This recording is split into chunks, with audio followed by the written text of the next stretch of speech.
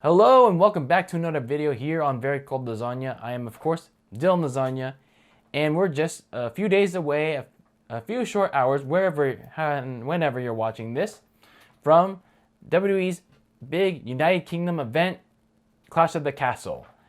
And man, WWE has been at least trying to promote the hell out of this pay-per-view.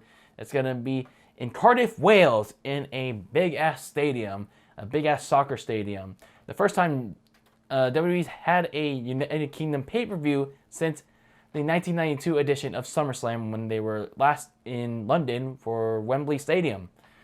In all honesty, obviously the big money matches to be looking forward to in this event is, of course, the Undisputed WWE Championship, Roman Reigns defending his title against Drew McIntyre. And we'll get into that match in just a bit, because we have some other matches to talk about on the undercard. And surprisingly, there's a small amount of matches, which honestly, it's kind of good, I guess, because you do want to get this show done in the short amount of time possible. You don't want to make this as long as a one night WrestleMania, where it was like extremely long, like 5 hours ish. So I do appreciate the fact that this show, at least for right now when I'm recording this, it feels short. It feels like it's gonna be shorter, but then again, it could be longer, even if it's just 6 matches on the card. So let's talk about some of these matches, shall we? Now, we first start off with the Intercontinental Championship match between Gunther, formerly known as Walter, going up against Sheamus. There's not really much of a backstory going into this match, but these two are like, well, as Sheamus' team likes to put it, they're like really hard hitting. They are brawling brutes.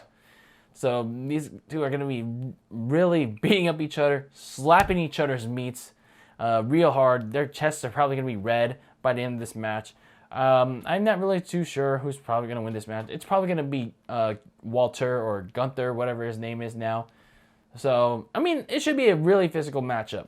Don't get me wrong, but either way, it's just not enough substance for me to get into, but I do think Gunther is going to retain his Intercontinental Championship.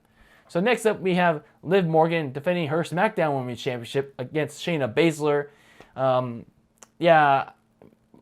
Ever since SummerSlam happened, that matchup between her and Ronda Rousey, where Liv did retain the title, but she did so in controversial fashion. In long story short, she pinned Ronda, but when she was trapped in the armbar, she tapped out before the 3 count. And well, the internet wrestling community and some section of fan bases in the weeks leading up to this event, they were kind of like turning on Liv Morgan. And yes, she's not exactly the greatest wrestler.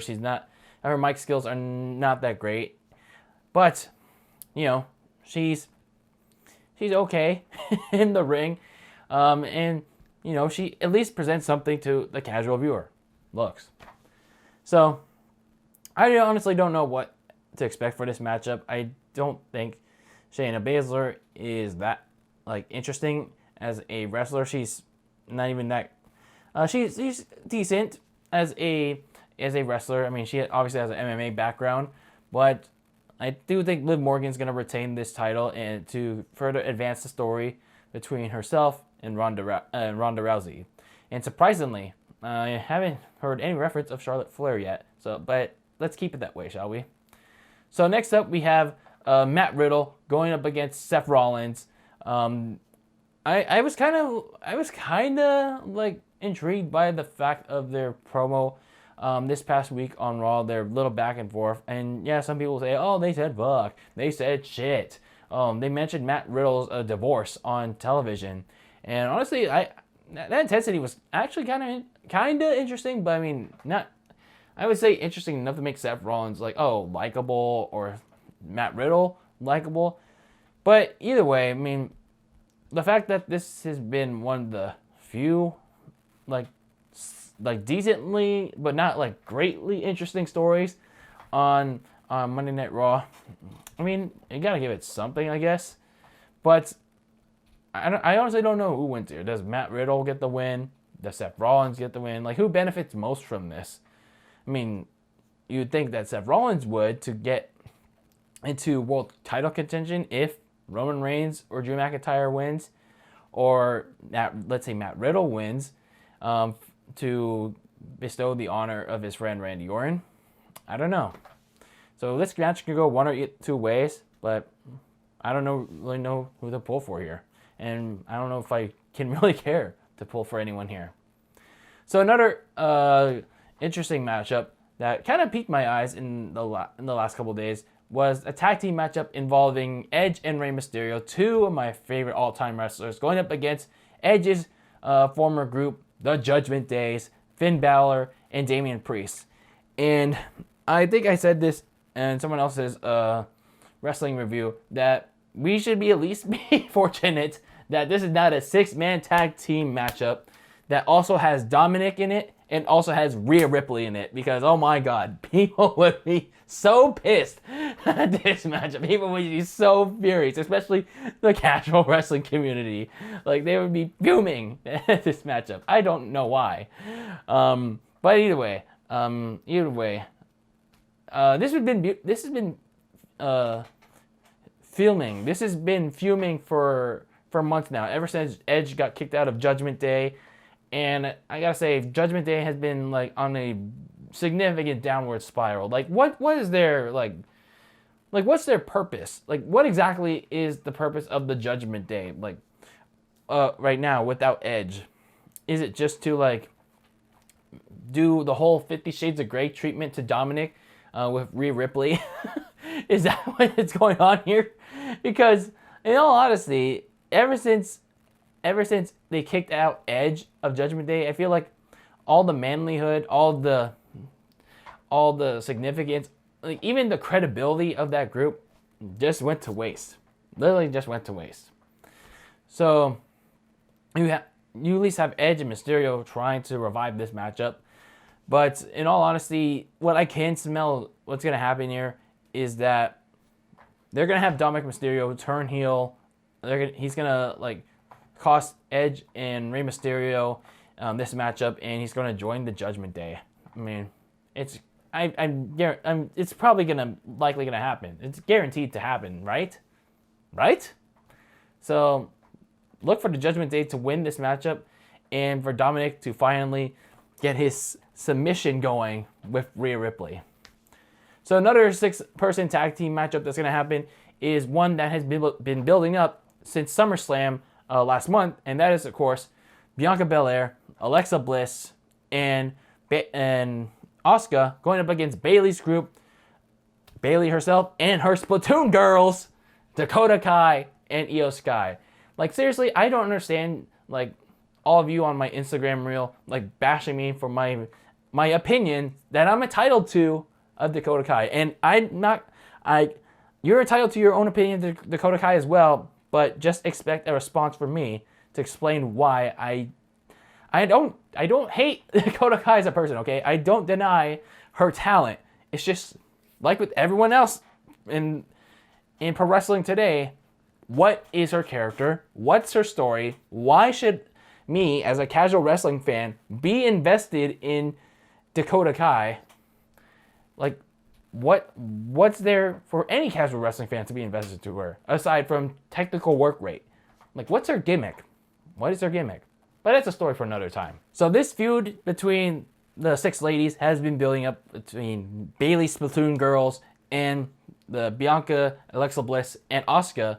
Well, basically when Bayley made a return to SummerSlam after Becky Lynch had just lost to Bianca Belair in a competitive but kind of boring Raw Women's Championship match. And she also brought some help in the form of her Splatoon girls, Dakota Kai and Io Sky. And it looked like they were going to beat them down, but Becky came out and assist Bianca Belair, and they were like backing off. And then the next night, they wrote off Becky Lynch because just to cover up her real injury that she suffered at SummerSlam. And then Bianca Belair enlisted the help of Alexa Bliss and Asuka. And then over the next couple of weeks, they went on to brawl with each other while the Women's Tag Team Championship tournament was going on. And then in the finals this past week, Dakota Kai and Io Sky actually managed to lose, and everyone predicted they were going to win this tournament. They actually managed to lose. They were booked to lose that tournament against Raquel Rodriguez and Aaliyah because the babyface group of Belair, Alexa Bliss, and Asuka like chased Bayley around the arena, and Dakota Kai and Io Sky got so distracted that Aaliyah pulled off the Luigi wins by doing absolutely nothing meme by doing a fruit roll up on Dakota Kai. Wow, like oh my god. So this matchup is happening. I don't really know what to think. I don't really care about this matchup. So we're going to move on to our big money matchup. And that is, of course, the undisputed WWE Championship match between Roman Reigns and Drew McIntyre. Now, I have a lot of conflicted feelings about this match. Mainly because, well, I don't think, not Roman Reigns, I don't think Drew McIntyre should be the guy to dethrone Roman Reigns, even if it's his home country. It's just that, don't get me wrong, I do like Drew McIntyre. I do think ever since he came back, ever since he won the Royal Rumble, and during the pandemic era, he's been a solid worker. He presents a good look, has solid mic skills, and he's got good wrestling ability. So you got a good balance of that. The problem is, when he lost that WWE Championship to Bobby Lashley, or what was it, The Miz? I don't know. I think it was like Bobby Lashley, The Miz, or Randy Orton, whoever we lost it to, like later, like late in 2020 or early 2021. It's that WWE presented him like a goof after he lost his last WWE Championship last year. They gave him this kilt. They gave him this sword, this very long sword. And they just made him look like an overall goofy wrestler, just like he was back during his 3MB days, but not as goofy as that. So they just made McIntyre look like a tool, if you know what I mean. Meanwhile, you have this super badass that we're not worthy to in Roman Reigns, who has been on this dominant run for the last 2 years now. And while some people can argue that, yes, his gimmick, his promos have gotten stale and repetitive, but Roman Reigns still has been dominating the WWE, and, well, WWE has it themselves. The creative team hasn't presented threatening challengers up to this point for Roman Reigns, hence why he's still the Universal Champion, the undisputed one, mind you, for the WWE. And the fact that we get to this point with Drew McIntyre and in his home country, I don't know if this is going to be the right call to inevitably dethrone Roman Reigns and end his reign as the undisputed champion. Now, do I think that other candidates like Cody Rhodes could dethrone him? I don't think so. But a candidate like Karrion Kross could possibly dethrone Roman Reigns if he's built up the right way in the next couple of months, the next several months or year, leading up to maybe a WrestleMania. If The Rock can't do WrestleMania in Hollywood, Roman Reigns versus Karrion Kross for the Undisputed Championship, I don't know. But this is looking towards Roman Reigns finally getting knocked off the table by Drew McIntyre. And while I disagree with the move that's probably going to happen, I mean, I can't really complain all that much. I can't really get that angry about it, like, as well, because, well, it's been a long time coming for Roman Reigns. I mean, he's moved on to a part-time schedule. He's on that part-time schedule because, well, of his family and his health, as well as he's wanting to be he's wanting to go into the Hollywood industry as well. So he's got a lot of goals outside of WWE. So who knows what's going to happen at the pay-per-view between these two. And there's also the possibility of Austin Theory potentially cashing in his Money in the Bank contract on Drew McIntyre, or maybe even during the match. But I don't know if this is really the right place to do it, or maybe it is, but maybe just as a failed cash-in.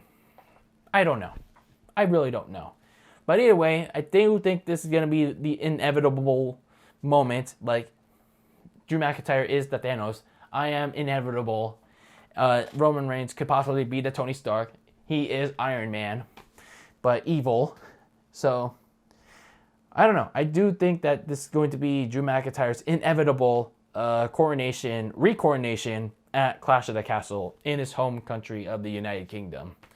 So, what do you guys think? Do you think Roman Reigns' 2-year-long reign is finally going to get dethroned by the Scottish Warrior, Drew McIntyre? Let me know your thoughts. And let me know what your thoughts are going to be about this Clash of the Castle pay-per-view happening this Saturday, early as o'clock, 10 o'clock. I'm not going to watch this live because, well, I'll be at work. Actually, I won't be at work. I'll be in SoCal at Disneyland. Actually flying home from Disneyland. So, yeah, I won't get to watch this live. So, yeah, enjoy it while you can. Enjoy it while you can at early as o'clock or wherever you are around the world. So, that is it for this video. I am DylanLasagna signing out. Very cold lasagna. And as always, eat that lasagna very cold. And until next time, peace out.